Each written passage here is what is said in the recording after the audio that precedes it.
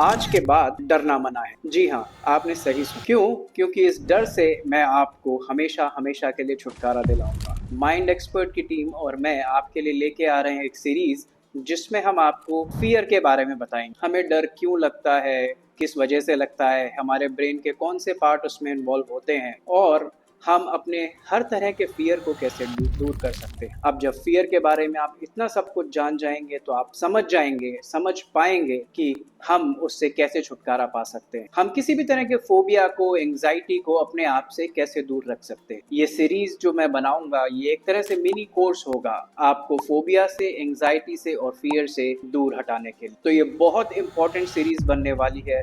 I request you कि आप मेरे चैनल को फॉलो करें, मुझे फॉलो करें इंस्टाग्राम पे, और इस सीरीज के थ्रू आप समझें कि आप अपने किसी भी फोबिया, फियर या एंजाइटी को किस तरह हटा सकते हैं। तो सबसे पहले इस सीरीज में हम जानेंगे 9 लॉज ऑफ फियर। राइट, ये वो 9 लॉज हैं या 9 ऐसे नियम हैं जो फियर के बारे में। ये एक जनरलाइज्ड नियम है जिससे हम जानेंगे कि फियर हमारे ऊपर कैसे इम्पैक्ट डालता है, फियर क्या चीज होती है। तो इसमें सबसे पहले हम जानेंगे पहले 3 नियमों को इस वीडियो। तो सबसे पहला नियम क्या है? सबसे पहला नियम है कि फियर एक बेसिक ह्यूमन इमोशन, ये इवॉल्व हुआ है हमें प्रोटेक्ट करने के लिए, हमें बचाने के लिए। क्योंकि जब हम डरते हैं तब हम अपने आप का बचाव कर पाते हैं। मान लीजिए आपको किसी चीज से डर ही ना लगे, आप शेर के सामने खड़े हो जाएंगे कि अब मुझे डर ही नहीं लग रहा है। अब जब आपको डर ही नहीं लगेगा तो ऑब्वियसली शेर आपको खा जाएगा। सिमिलर वे कई सारी सिचुएशंस हैं। अगर आपको सांप से या फिर कोई आपको मारने आ रहा है, कहीं आप आग लगी हुई है, अगर आपको डर ना लगे, आप उसमें अपने आप को लेके चले जाएंगे तो ऑब्वियसली आपकी जान को खतरा हो सकता है। तो फियर एक ऐसा बेसिक ह्यूमन इमोशन है जो हमें प्रोटेक्ट करता है, यानी कि फियर हमारा दोस्त है। अब ये फियर कैसे बनता है, इसका रिएक्शन कैसे हो? तो ये जो फियर है इसका रिएक्शन होता है, एक आउटसाइड इवेंट होता है। उस इवेंट को हम कुछ मीनिंग देते हैं और उसको अपनी इमेजिनेशन में सोचते, देखते, समझते हम उससे कुछ मतलब निकाल लेते हैं और हम उससे डरने लग जाते हैं कि हाँ शायद मैं मर जाऊंगा, पता नहीं क्या हो जाएगा। राइट। और तीसरा जो लॉ जिसके बारे में हम बात करेंगे